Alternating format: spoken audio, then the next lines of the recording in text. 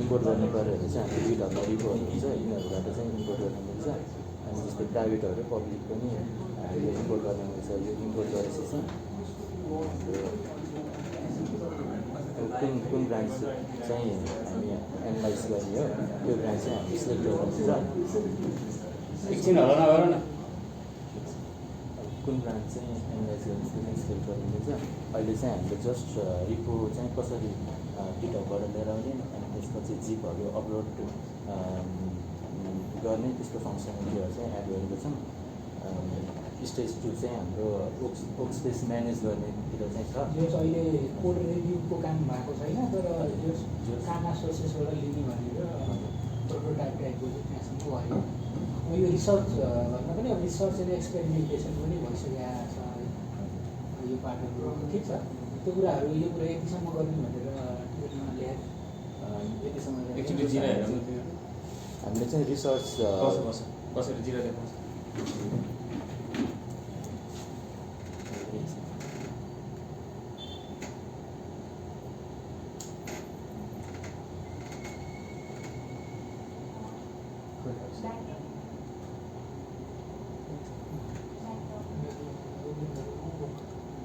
Done भइसक्यो अहिले आएको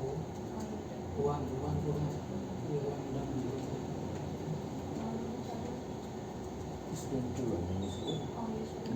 अस्तिको लास्ट टाइमको रिपोर्टमा जाँदाखेरि ब्याकलग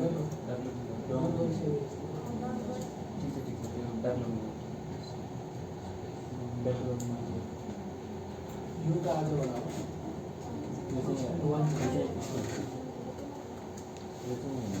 त्यो ब्याकलग भयो अर्को स्क्रिन वान डन गरिसक्यो डनको थ्री डटमा जानु यता त्यसकै तल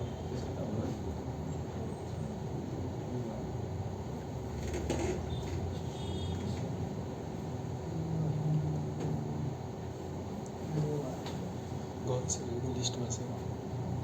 लिस्ट गरिसकेको हजुर यो सबै स्टेज योसँग चाहिँ सबै रिसर्च थियो के युज गर्ने के कसरी गर्ने अब त्यो चाहिँ रिसर्च गरेर एउटा आर्किटेक्चर चाहिँ बनाउने प्र्याक्टिकल थिङ्सहरू सोध्नु हजुर तिमीहरूलाई टास्क असाइन कति आवर्सको लागि हाम्रो टास्क चाहिँ 30 इच मेम्बरको लागि चाहिँ 30 आवर्स 40 आवर्स 10 आवर्स के हो 28 चाहिँ देखेको भनेपछि अझ 12 घन्टा काम भयो 12 घन्टा 40 आवर्सको टास्क असाइन हुनुपर्ने होइन 40 आवर्स उता नसोध न मलाई भन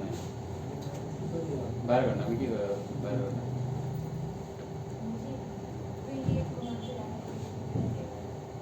रिजन भन न त जस्तै 1 विकको स्पिड होइन इच डे 8 आवर्स भन्छ होइन 8 आवर्सको टास्क भनेपछि तिमीहरूको 5 डेजको 40 आवर्स हुन्छ होइन भनेपछि तिमीहरूले 28 आवर्सको टास्क चाहिँ असाइन गरे आफूले आफूलाई बाँकी 12 घन्टा चाहिँ कहाँ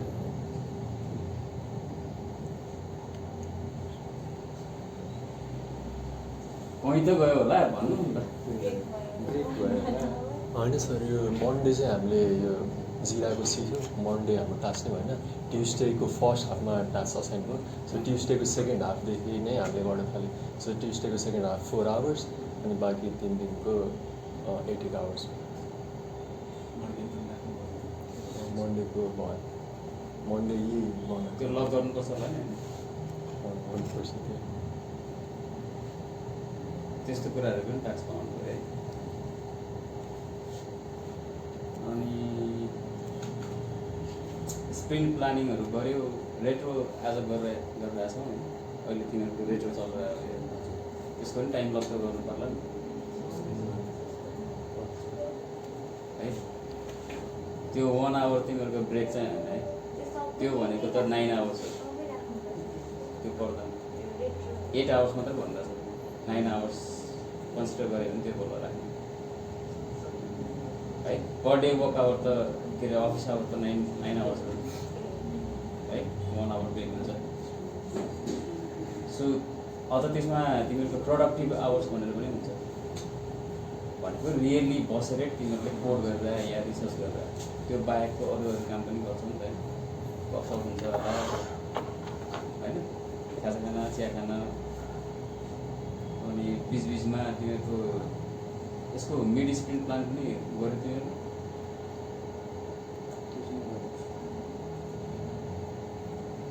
त्यो टर्मिनोलोजी भने चाहिँ के हो बुझिन्छ? Mid sprint sprint mid sprint plan भनेको तिमीहरूको खास अपडेटहरू हेर्ने,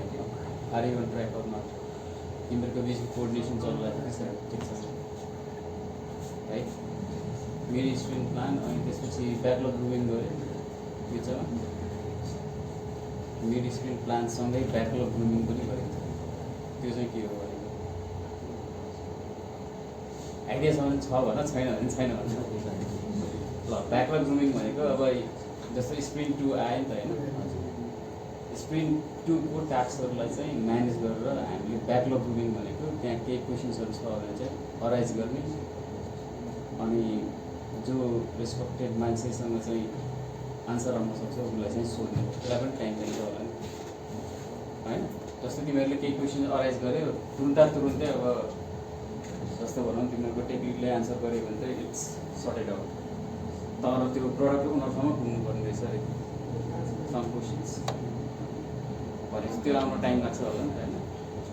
त्यही भएर 3-4 दिन बिचमा ग्याप राखेर चाहिँ हामीले त्यो गर्छौँ है। अनि स्प्रिन्ट प्लानमा चाहिँ हामीले त्यही टास्कहरूलाई पुल गरेर स्प्रिन्ट बनाएर अनि काम गर्छौँ है। स्प्रिन्ट प्लानमा चाहिँ हामी स्टेक होल्डरहरूलाई क्वेसन सोध्ने, त्यो चाहिँ ब्याकलग ग्रुमिङमै हो है। विच इज अब 2 विक्सको स्प्रिन्ट छ भने तिनीहरूको 1 विक अहेड नै हुन्छ, 1 विकको स्प्रिन्ट रहेछ भने चाहिँ आधामा हुनु पऱ्यो है, ताकि there is some timing. Okay, यो कुराहरू अब यो स्प्रिन्टमा चाहिँ पालना गर्नु पऱ्यो है, यो कमिङ स्प्रिन्टमा।